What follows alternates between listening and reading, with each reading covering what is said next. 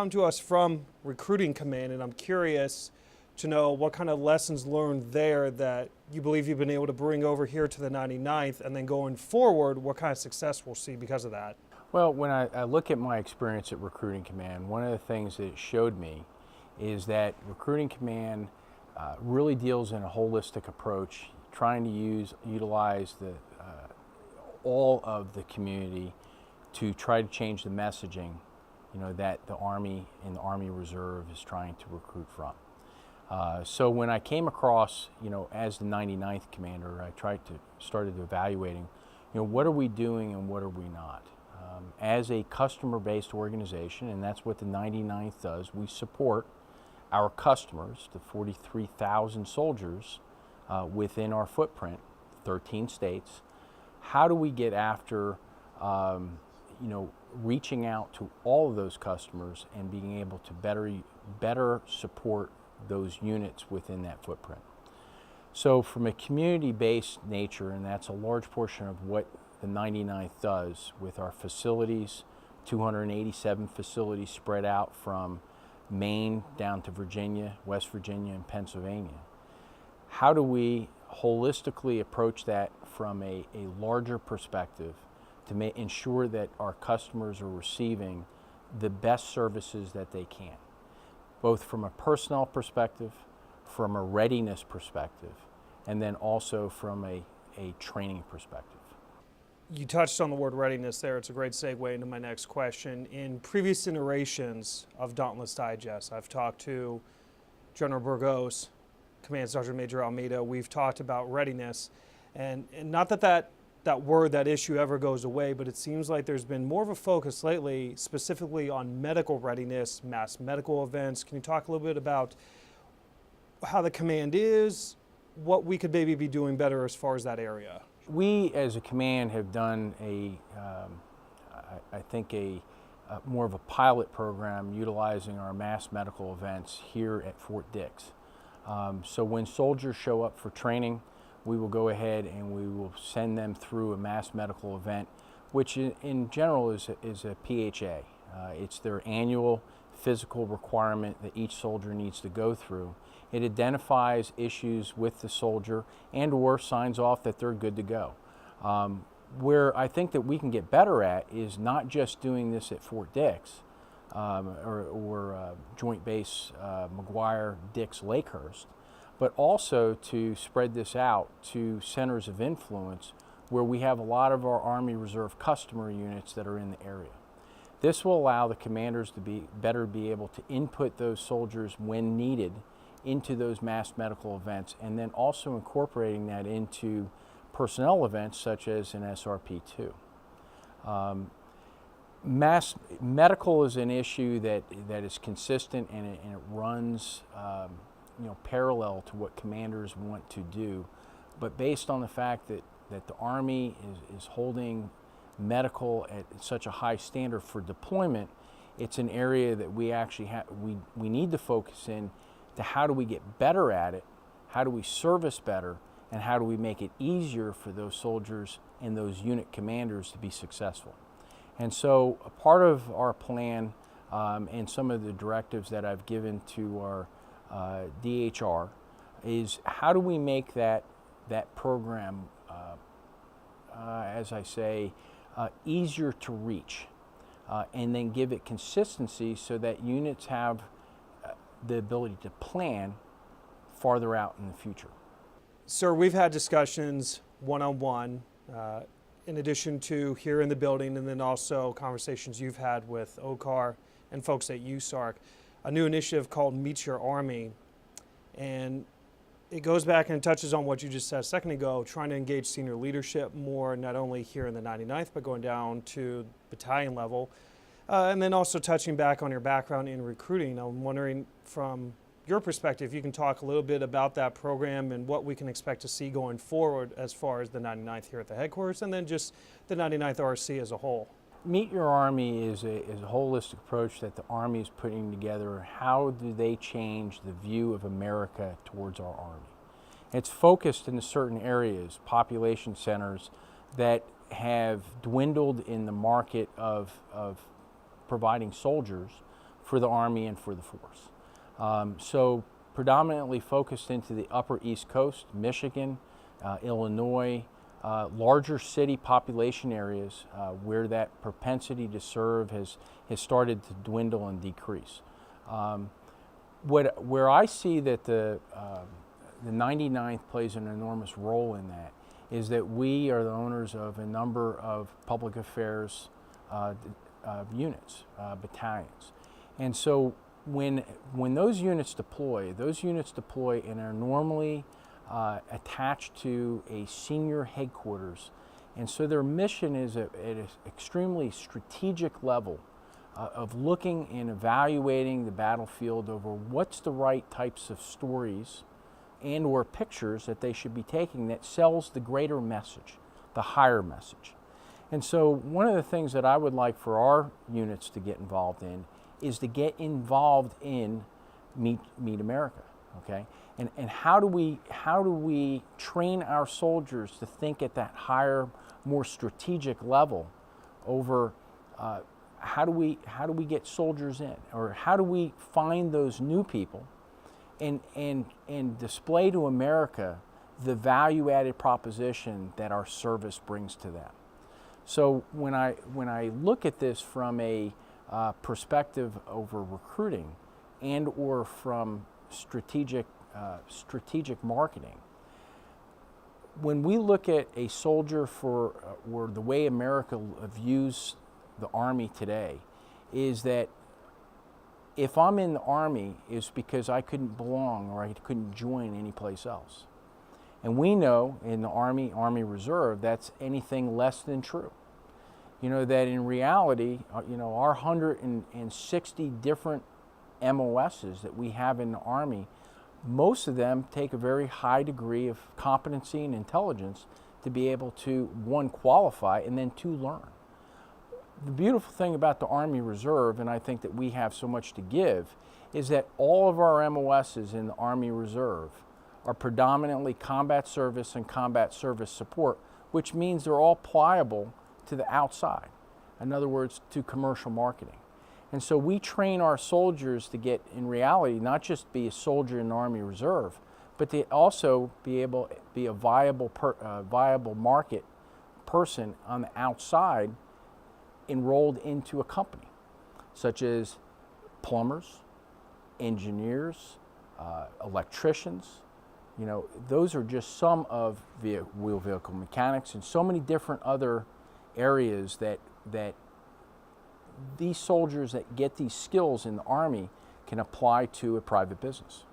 Sir, like a lot of senior leaders in the military, you yourself, you're on social media, and I know that from the time we all come into basic, it's drilled into our heads going forward, utilize your chain of command as far as setting communication up if you need to get anything resolved. But since you are on social media, what can people reach out to you and ask you about in that forum? Well, you know, social media is an avenue to communicate. And what we want to do, my intent by having social media accounts is, one, to communicate the great things that the command is doing, to include the different things that the command is doing, and then also give an opportunity for people, if they have issues and concerns, to send those issues and concerns back to me so that I can actually be aware of what their issues and concerns, problems are. One of the things I've always told my soldiers is I'm not a mind reader, and almost 35 years of service, I've not gotten any better than when I was actually a private. I've tried many times. So if a person doesn't communicate what the issue is and tries to be as clear and concise, then there's no way that I ever know that there's a problem. And so a lot of times, by identifying a problem, we can actually not just fix it for the individual, but we can also look at it from an entire viewpoint to see how many other people it actually affects. Because most of the things that I found in life don't just affect one person. It's actually a problem for many other people, but it's only the one person that brings it up now that affects to so many. So I engage or I entertain the fact that people want to go ahead and do those engagements with me, and I look forward to any kind of those, addressing any of those issues and concerns that they may have. I can't promise you that I'll always have the answer that you want, but I will do my best to get you back the most appropriate, honest answer that I can. Sir, before I get you out of here, I know another big concern from your perspective has been how our AMSs and ECSs are prepared and how they're moving forward. So where are things actually at with those facilities? We're really driving into our maintenance. So when we look at our maintenance, right now the 99th, when we look at our equipment concentration sites and our AMSs shops, are only manned at about 53%. So again, how do we, in evaluating that, again, 53% can't do 100% of the work. And so how do we increase the ability for great training opportunities with our customers? Because we actually have all of our customers' equipment. That's why we have the AMSA shops and ECSs. So we've developed some great initiatives that are out there, and there's a maintenance pilot program that we're driving at, and it's basically it has 3 legs. The first leg is the individual training competency.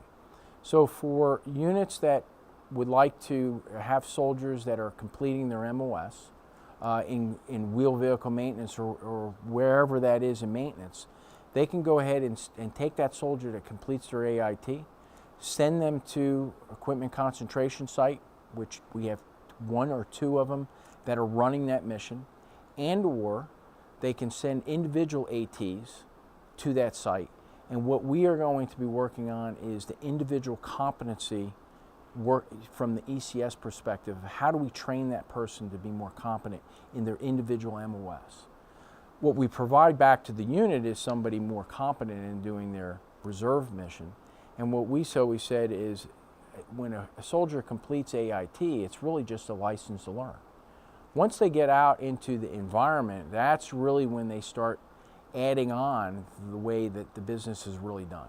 And so I don't think there's any better place for a soldier to train than in an equipment concentration site where all of our mechanics are experts at their trade. So what we provide back to the unit is a highly trained, competent person that's only adding on to their MOS. Now the other 2 programs are designed more for both section, which is the unit level training, where we tie an AMSA shop that has all those customers out there, ties them into their equipment maintenance, both either at the AMSA shop and or down at the unit level. So that's a unit level where, again, we're focused into the MOS training.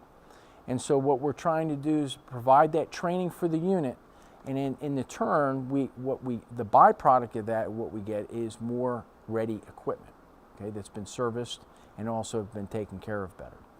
The last one is where we tie in companies, so maintenance companies, that we tag into and tie into a mission for the equipment concentration site. So under that concept, we're not exactly, yes, we're training mechanics, but more importantly, we're training the leadership of those companies in order to manage the maintenance flow. And so what the idea of that is the unit comes in, they'll sign for a facility the night, on a Friday night or before they start their battle assembly. The ECS then pre-positions the mission for the weekend, however many vehicles, the different types of maintenance that the units request to be able to work on to give their mechanics more competency. And then once the Saturday morning starts off, it's the unit's responsibility to move the mechanics around however they see fit in order to manage that workflow. And at the end of the day, Russell, that's really what it's all about. It's about making competent units that can deploy and do their mission, and what they're doing is they're preparing for it at home station. And so I think that there's great value in all 3 of those different programs, and our DOL is managing and we're working through a lot of the the beginning parts of those programs. And I'll tell you, each time we started that program in November here on Fort Dix, if you want to say that was kind of the beginning of it, where we had the manageability to look at and evaluate. We've now spread it out in January to 3 different locations, and within 6 months it should be spread out throughout our entire footprint. So I'm really excited about that. It's an initiative that, again, the 99th has taken on. Our soldiers are doing a great job, our civilians are doing a great job, and I think everybody is very excited over, again, how do we get after this thing called maintenance that has really become atrophied in the Army Reserve.